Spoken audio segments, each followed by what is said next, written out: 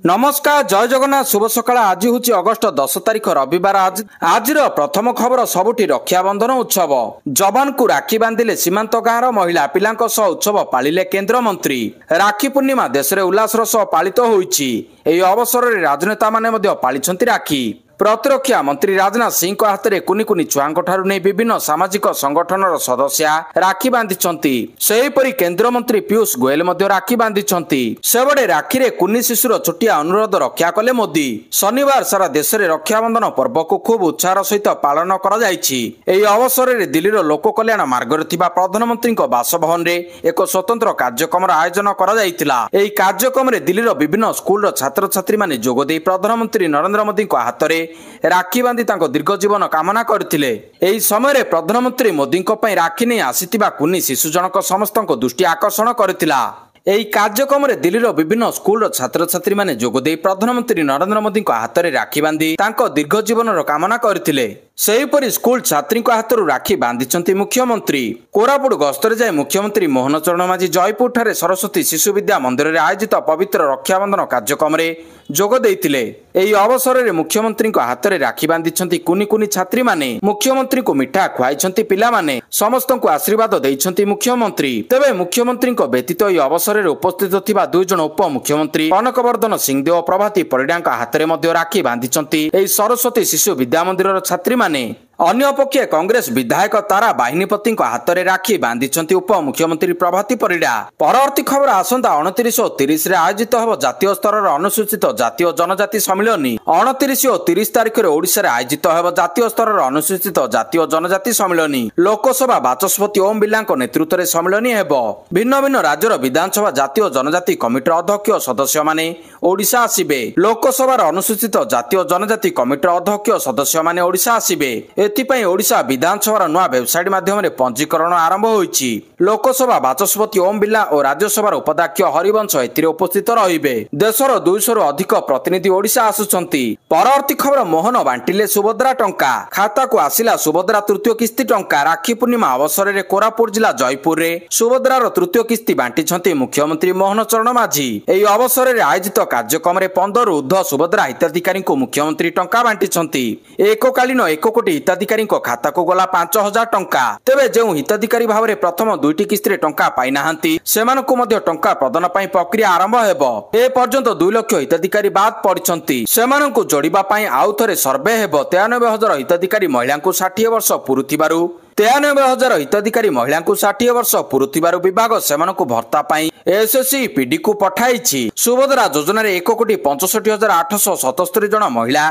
प्रथम किस्ती टंका पाइछंती। परवर्ती खबर श्रीमंदिर रे रक्षाबंधन बलभद्र जन्मोत्सव पालित दुई भाई को हाथ में राखी बांधिले सुभद्रा। श्रीमंदिर रे पालित होइछि रक्षाबंधन उत्सव। भाई भौणी को पवित्र संपर्कर उत्सव रक्षाबंधन अवसर में भौणी सुभद्रा बासुंगा पाटरे निर्मित 4टी बृहत्तकाय राखी बांधिछंती भाई बलभद्र महाप्रभु श्री जगन्नाथଙ୍କ हाथरे। पाटरा विषयी सेवायत माने दीर्घ 1 मास निष्ठारे रही तैयारी करथिबा बासुंगा पाटर राखी को श्रीमंदिर को नेइथिले। पाटरा विषयी सेवायत माने दीर्घ 1 मास निष्ठारे रही तैयारी करथिबा बासुंगा पाटर राखी को श्रीमंदिर को नेइथिले। सेठारे मेकअप सेवायत को राखी अर्पण करबा परे मेकअप सेवायत माने याहाकु सिंगारी सेवायत हाथ में देइतिले। परे श्रीमंदिर रे महाप्रभु मध्याह्न धूप बेश समय भौणी सुभद्रा दुई भाई हाथ में राखी बांधिछंती। परवर्ती खबर सारा राज्य में ऑपरेशन गरुड़ नहीं अतिरिक्त डीजी संजय कुमार को सूचना। पुलिस डीजी जुगेश बहादुर खुरानिया निर्देश क्रमे गत अगस्ट 1 तारिख राज्यर समस्त जिला पुलिस एसपी नेतृत्व में ऑपरेशन गरुड़ अभियान आरंभ होईछि। एही अभियान चलित अगस्ट 14 तारिख पर्यंत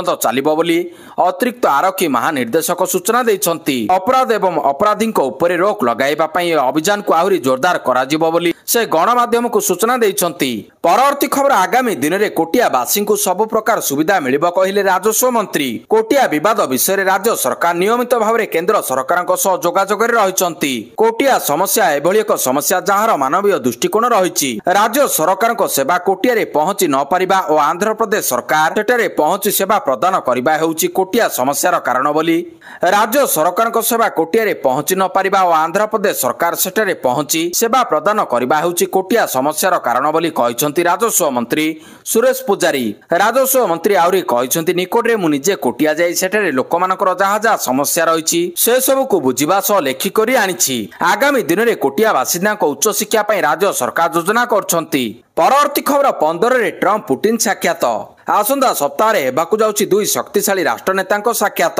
ଆଲାସ୍କା ଆମେରିକା ରାଷ୍ଟ୍ରପତି ଡୋନାଲ୍ଡ ଟ୍ରମ୍ପଙ୍କୁ ଭେଟିବେ ରୁଷ ରାଷ୍ଟ୍ରପତି ଭ୍ଲାଦିମିର ପୁଟିନ। ସୂଚନା ଅନୁସାରେ ଏହି ବୈଠକ ବେଶ ଗୁରୁତ୍ୱପୂର୍ଣ୍ଣ କାରଣ ଏହା ରୁଷ ୟୁକ୍ରେନ ଯୁଦ୍ଧ ପ୍ରସଙ୍ଗ ଉପରେ ବସିବାକୁ ଯାଉଛି।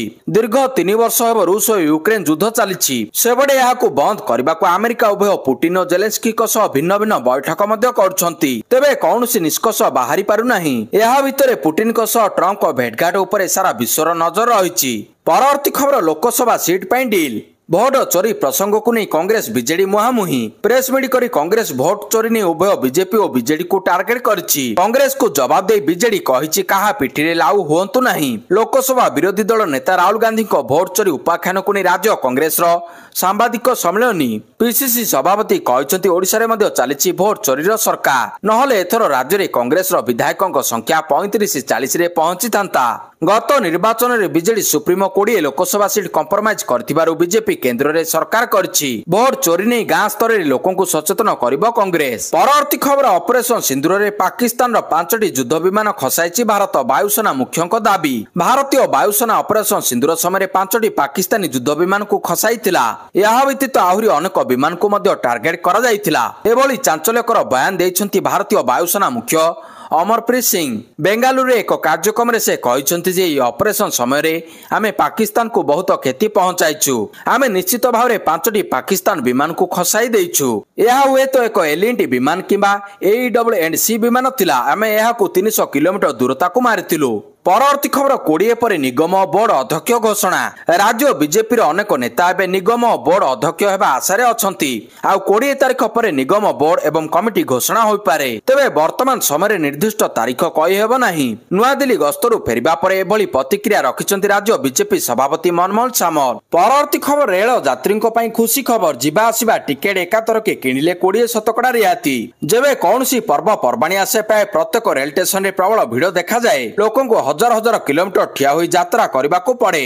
ଏହି ଭିଡ଼ ଏବଂ ସୁରକ୍ଷିତ ଯାତ୍ରା ପାଇଁ ରେଳମନ୍ତ୍ରୀ ଅଶ୍ୱିନୀ ବୈଷ୍ଣବ ଏକ ବଡ଼ ଉପହାର ଦେଇଛନ୍ତି।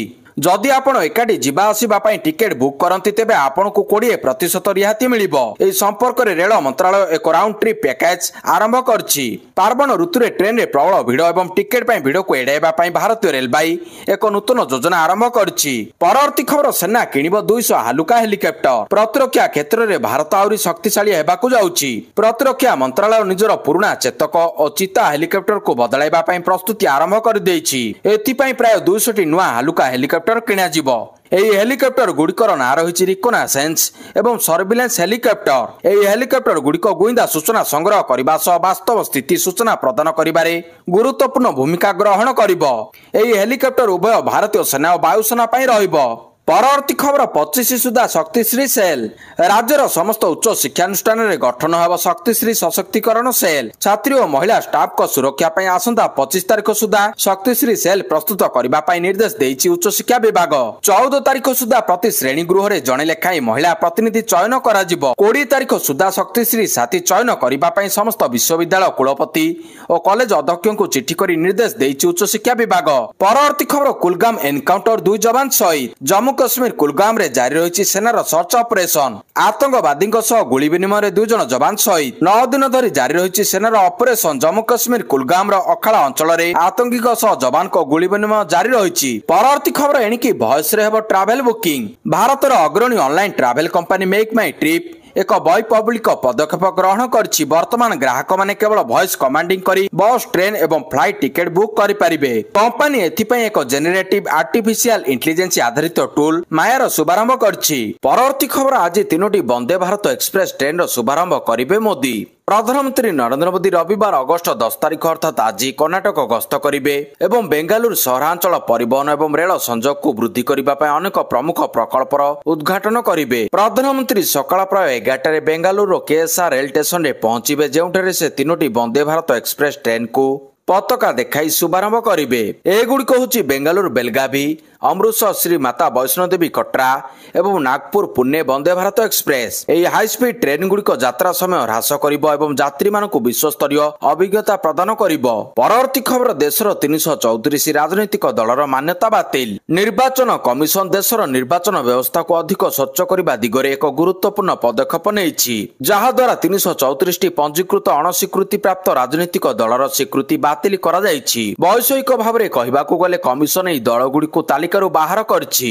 ଏହି କାର୍ଯ୍ୟାନୁଷ୍ଠାନ ଲୋକ ପ୍ରତିନିଧିତ୍ୱ ଆଇନ 1951ର ଧାରା 29A ଅନୁସାରେ ନିଆଯାଇଛି, ଯାହା ଅନୁସାରେ ରାଜନୈତିକ ଦଳଗୁଡ଼ିକ ପଞ୍ଜୀକରଣ ସମୟରେ ସେମାନଙ୍କ ନାମ, ଠିକଣା ଏବଂ ପଦାଧିକାରୀଙ୍କ ବିଷୟରେ ସୂଚନା ଦେବା ବାଧ୍ୟତାମୂଳକ। ଯେକୌଣସି ପରିବର୍ତ୍ତନ ବିଷୟରେ ତୁରନ୍ତ କମିଶନକୁ ଜଣାଇବା ମଧ୍ୟ ବାଧ୍ୟତାମୂଳକ। ପରବର୍ତ୍ତୀ ଖବର, କାଶ୍ମୀର ଘାଟିରେ ପ୍ରଥମ ମାଲ ପରିବହନ, ଖୁସି ବ୍ୟକ୍ତ କଲେ ପ୍ରଧାନମନ୍ତ୍ରୀ। ଶ୍ରୀନଗର କାଶ୍ମୀରରେ ରେଳ ପରିବହନର ନିରନ୍ତର ବୃଦ୍ଧି ପାଉଛି। ଦୁର୍ଗମ ଅଞ୍ଚଳଗୁଡ଼ିକୁ ସୁଡ଼ଙ୍ଗ ଏବଂ ସେତୁ ମାଧ୍ୟମରେ ସଂଯୋଗ କରାଯାଉଛି। ଆଉ ଏବେ ସାମଗ୍ରୀ ପରିବହନରେ ରେଳବାଇ ଏକ ମାଇଲଖୁଣ୍ଟ ଛୁଇଁଛି। ଯେତେବେଳେ ପ୍ରଥମ ମାଲବାହୀ ଟ୍ରେନ୍ ଜମ୍ମୁ କାଶ୍ମୀରର ଅନନ୍ତନାଗରେ ପହଞ୍ଚିଥିଲା, ସେତେବେଳେ ଅନେକ ଲୋକ ଏହାକୁ ସ୍ୱାଗତ କରିବା ପାଇଁ ଠିଆ ହୋଇଥିବା ଦେଖାଯାଇଥିଲା। ପ୍ରଧାନମନ୍ତ୍ରୀ ନରେନ୍ଦ୍ର ମୋଦି ଏହି ସଫଳତା ଉପରେ ଖୁସି ମଧ୍ୟ ପ୍ରକାଶ କରିଛନ୍ତି। ଏହା ଜାମ୍ମୁ କାଶ୍ମୀରରେ ବାଣିଜ୍ୟ ଏବଂ ସଂଯୋଗୀକରଣ ପାଇଁ ଏକ ମହାନ ଦିନ। ଏହା ପ୍ରଗତି ଏବଂ ସମୃଦ୍ଧି ଉଭୟକୁ ବୃଦ୍ଧି କରିବ ବୋଲି ସେ ପ୍ରକାଶ କରିଛନ୍ତି। ପରବର୍ତ୍ତୀ ଖବର ଆସୁଛି ଆଉ ଏକ ଲଘୁଚାପ, 13ରୁ ବର୍ଷା ସମ୍ଭାବନା। ଅଗଷ୍ଟ 12 ତାରିଖରୁ ଓଡ଼ିଶାରେ ପ୍ରବଳରୁ ଅତି ପ୍ରବଳ ବର୍ଷା ହେବ। କାରଣ 13 ତାରିଖ ପାଖାପାଖି ଉତ୍ତର ପଶ୍ଚିମ ଏବଂ ସଂଲଗ୍ନ ପଶ୍ଚିମ କେନ୍ଦ୍ରୀୟ ବଙ୍ଗୋପସାଗରରେ ଲଘୁଚାପ ସୃଷ୍ଟି ହେବାର ସମ୍ଭାବନା ରହିଛି। ଭାରତୀୟ ପାଣିପାଗ ବିଭାଗ IMD ଅନୁସାରେ ଅଗଷ୍ଟ 12ରୁ 13 ତାରିଖରେ ମାଲକାନଗିରି ଏବଂ କୋରାପୁଟ ଜିଲ୍ଲାର ଗୋଟିଏ କିମ୍ବା ଦୁଇଟି ସ୍ଥାନରେ ଝଡ଼ ବର୍ଷା, ବଜ୍ରପାତ ଏବଂ 30ରୁ 40 କିଲୋମିଟର ବେଗରେ ପବନ ବହିବା ସହିତ ପ୍ରବଳରୁ ଅତି ପ୍ରବଳ ବର୍ଷା ହୋଇପାରେ। ପରବର୍ତ୍ତୀ ଖବର, ଟ୍ରମ୍ପଙ୍କ ଟାରିଫ ମାଡ଼ର ପ୍ରଭାବ। ଦେଶର ପ୍ରମୁଖ କପଡ଼ା ଉତ୍ପାଦନକାରୀ ସହର ତାମିଲନାଡୁ ତିରୁପୁରରେ ଉତ୍ପାଦନ ବନ୍ଦ। ଭାରତ ଉପରେ ଟ୍ରମ୍ପ ଶୁଳ୍କର ପ୍ରଭାବ ପଡ଼ିବା ଆରମ୍ଭ କରିଛି। ଭାରତ ଉପରେ ଆମେରିକା ରାଷ୍ଟ୍ରପତି ଡୋନାଲ୍ଡ ଟ୍ରମ୍ପ 50% ଶୁଳ୍କ ଲାଗୁ କରିବାକୁ ଘୋଷଣା କରିଛନ୍ତି। ଏହା ଫଳରେ ଭାରତ ଉପରେ ଏହାର ଗଭୀର ପ୍ରଭାବ ପଡ଼ିବା ଆଶଙ୍କା ସୃଷ୍ଟି ହେଲାଣି। ବିଶେଷ କରି କପଡ଼ା ରପ୍ତାନୀ ଭୟଙ୍କର ପ୍ରଭାବିତ ହୋଇପାରେ ବୋଲି ଆଶଙ୍କା ପ୍ରକାଶ ହୋଇଛି। ଆଉ 2 ଦିନ ମଧ୍ୟରେ ଏହାର ପ୍ରଭାବ ମଧ୍ୟ ଦେଖିବାକୁ ମିଳିଲାଣି। ପରବର୍ତ୍ତୀ ଖବର, ଭାରତ ପାଇଁ ଆକାଶମାର୍ଗ ବନ୍ଦ ଦ୍ୱାରା ପାକିସ୍ତାନର 4.10 ବିଲିୟନ ଡଲାର କ୍ଷତି। ଗତ ଏପ୍ରିଲ 23ରୁ ଜୁନ 20 ମଧ୍ୟରେ ଭାରତ ପାଇଁ ପାକିସ୍ତାନ ଆକାଶମାର୍ଗ ବନ୍ଦ କରିବା ଫଳରେ ପାକିସ୍ତାନ 4.10 ବିଲିୟନ ଡଲାର କ୍ଷତି ସହିଛି। ପ୍ରତିଦିନ ପାକିସ୍ତାନ ଆକାଶ ମାର୍ଗ ଦେଇ ଭାରତର 100ରୁ 150 ବିମାନ ଯାତାୟାତ କରିଥାନ୍ତି। ଆକାଶ ମାର୍ଗ ବନ୍ଦ କରିବା ଦ୍ୱାରା ପାକିସ୍ତାନ ଏହି ସୂତ୍ରରୁ ପାଉଥିବା ଅର୍ଥର 20% ହରାଇଛି। ପାକିସ୍ତାନ ପ୍ରତିରକ୍ଷା ମନ୍ତ୍ରାଳୟ ପକ୍ଷରୁ ଏହି ସୂଚନା ମିଳିଛି। ଏପ୍ରିଲ 22ରେ ପହଲଗାମ ଆକ୍ରମଣ ପରେ ଏପ୍ରିଲ 23ରେ ପାକିସ୍ତାନ ସହ ଭାରତ ସିନ୍ଧୁ ଜଳ ଚୁକ୍ତି ବାତିଲ କରିଥିଲା। ଜବାବରେ ଏପ୍ରିଲ 24ରୁ ଭାରତ ପାଇଁ ଆକାଶ ମାର୍ଗ ବନ୍ଦ କରିଥିଲା ପାକିସ୍ତାନ। ଫଳରେ ପାକିସ୍ତାନ 4.10 ବିଲିୟନ ଡଲାର କ୍ଷତି ହୋଇଛି। ପରବର୍ତ୍ତୀ ଖବର, ପ୍ରଥମ ଦିନିକିଆ ପାକିସ୍ତାନ 5 ୱିକେଟରେ ବିଜୟୀ। ହସନ ନୱାଜଙ୍କ ଅପରାଜିତ 63 ରନର ସହାୟତାରେ ପାକିସ୍ତାନ ପ୍ରଥମ ଅନ୍ତର୍ଜାତୀୟ ଦିନିକିଆ କ୍ରିକେଟ ମ୍ୟାଚରେ ୱେଷ୍ଟଇଣ୍ଡିଜକୁ ହରାଇ ଦେଇଛି। ଟସ୍ ହାରି ପ୍ରଥମେ ବ୍ୟାଟିଂ କରିବାକୁ ଯାଇ ଘରୋଇ ଦଳ ନିର୍ଦ୍ଧାରିତ 49 ଓଭରରେ 280 ରନ କରି ଅଲଆଉଟ୍ ହୋଇଯାଇଥିଲା। ଏହାର ଜବାବରେ ହସନ ନୱାଜଙ୍କ ଅପରାଜିତ 63 ରନ ସହାୟତାରେ ପାକିସ୍ତାନ 48 ଓଭରରେ 5 ୱିକେଟ ବିନିମୟରେ 284 ରନ କରି ବିଜୟ ଲକ୍ଷ୍ୟ ହାସଲ କରିଥିଲା। ଦୁଇ ଦଳ ମଧ୍ୟରେ ପୂର୍ବରୁ ଅନୁଷ୍ଠିତ T20 ସିରିଜରେ ପାକିସ୍ତାନ 2-1ରେ ଜିତି ସାରିଛି। ଦୁଇ ଦଳ ମଧ୍ୟରେ ଦ୍ୱିତୀୟ ଅନ୍ତର୍ଜାତୀୟ ଆଜି ଖେଳାଯିବାକୁ ଥିବା ବେଳେ ତୃତୀୟ ତଥା ଅନ୍ତିମ ମ୍ୟାଚ ମଙ୍ଗଳବାର ବ୍ରାଇନ୍ ଲାରା ଷ୍ଟାଡିୟମ ଠାରେ ଖେଳାଯିବ। ପରବର୍ତ୍ତୀ ଖବର, ଆଦିବାସୀ ଭାରତର ପ୍ରଥମ ଉତ୍ତରାଧିକାରୀ। କଂଗ୍ରେସ ସେମାନଙ୍କର ଅଧିକାର ପାଇଁ ଲଢିବ, କହିଲେ ରାହୁଲ।